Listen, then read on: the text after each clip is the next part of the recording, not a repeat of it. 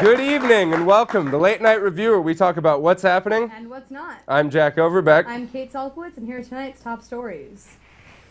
The Greek Independence Day celebration was held this weekend at the White House, or as it was otherwise known, Fiji Roundup.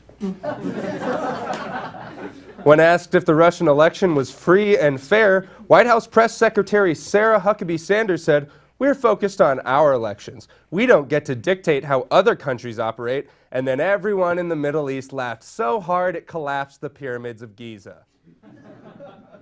The United States and the European Union last week announced the expulsion of dozens of Russian representatives in response to the poisoning of an ex-Russian spy on British soil. Said Eric, "Dad, why aren't you going?" Facebook CEO Mark Zuckerberg finally publicly addressed the data breach that affected over 50 million of the site's users, vowing to bolster privacy amid the Cambridge Analytica crisis. "How dare Facebook not value my privacy?" said your friend who just updated his status to, "Hey, do you think this is an ingrown hair, or like, should I get it checked out?" There were plenty of young speakers at this Saturday's March for Our Lives event in D.C., including Stoneman Douglas student Sam Fuentes, whose nerves caused her to unapologetically throw up mid-speech and then continue to finish her speech as normal. Alright, what I want to understand is when a high school student throws up mid-speech, she's brave and a hero, but when I do it, I'm clearly still drunk from last night and being failed on the assignment. Remington Outdoor, one of the country's most well-known firearm manufacturers, declared bankruptcy after their recent decline in sales. The company apparently expected a bump in gun sales if Hillary Clinton had won the 2016 presidential election because of her possible pursuit of gun control legislation, and because nothing is more terrifying than a woman scorned. Last week, the bombings in Austin ended with the police tracking down Mark Anthony Condit. Here to comment is the girl who marked herself safe on Facebook.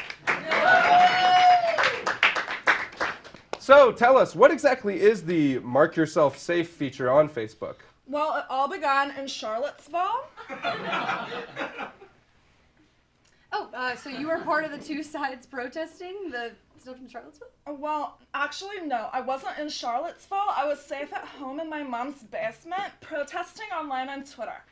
It's just really important that everyone knows my opinion on everything because I am always right. I'm just so smart. Well, are there any other examples when you marked yourself safe prior to the Austin bombings? Sure. I marked myself safe during the Hawaii nuclear bomb warning. Oh my god, you were on the Hawaii Islands during spring break? Well, actually, I was on South Padre Island, but it's kind of the same thing. But you know, with every tragedy, it's always important to make it all about myself. Maybe a better example is when I assured all my Facebook friends that I was marked safe from Harvey. Oh, like Hurricane Harvey down in Houston? Oh no, I meant Harvey Weinstein. Oh! I just burned myself on this double-shot venti half-caste soy non-fat frappuccino. Better mark myself safe. Okay.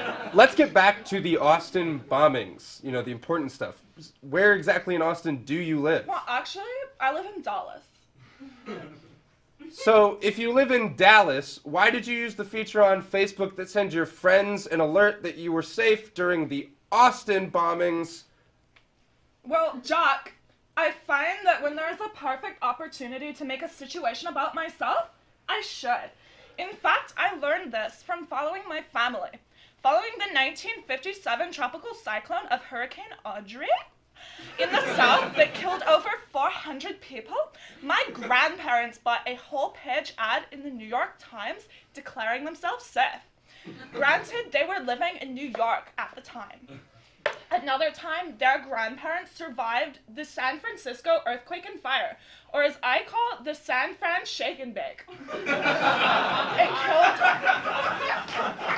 It killed over 3,000 people, and they bought advertisements in every magazine of the progressive era.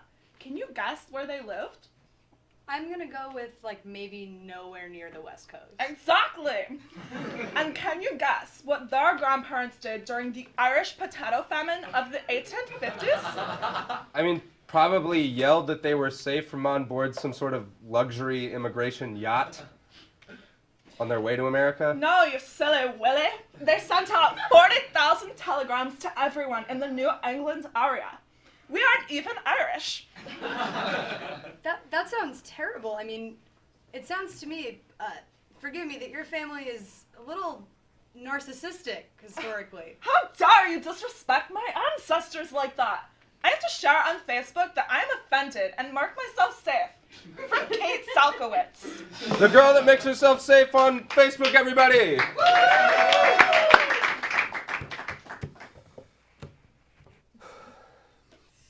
A Pennsylvania school district has announced its new gun violence defense policy, 5-gallon buckets of river stones. The superintendent explained, if an armed intruder attempts to gain entrance into any of our classrooms, they will face a classroom full of students armed with rocks, and they will be stoned. I don't know about the intruder being stoned, but one person there clearly is. Don't cut to me. Taco Bell has announced that they've sold over 50 million orders of their nacho fries and are celebrating with the release of a new strawberry Skittles free slushie. The company's next business move is rumored to be an expansion into the uncharted territory of Mexican food. This past Saturday, the Parkland-inspired March for Our Lives took place in D.C. and other cities across the nation. Students and allies marched in support of common-sense gun reform in the United States.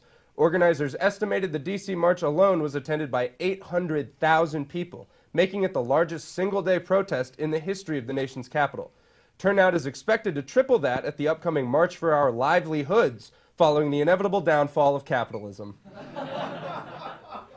And finally, this week marked the 12th anniversary of the first tweet ever written, and after 12 years, it's sad to think that we're only less than 2 years away from what will be the last tweet ever written. Oh. For Late Night Review, I'm Kate Salkowitz. I'm Jack Overbeck. Good night.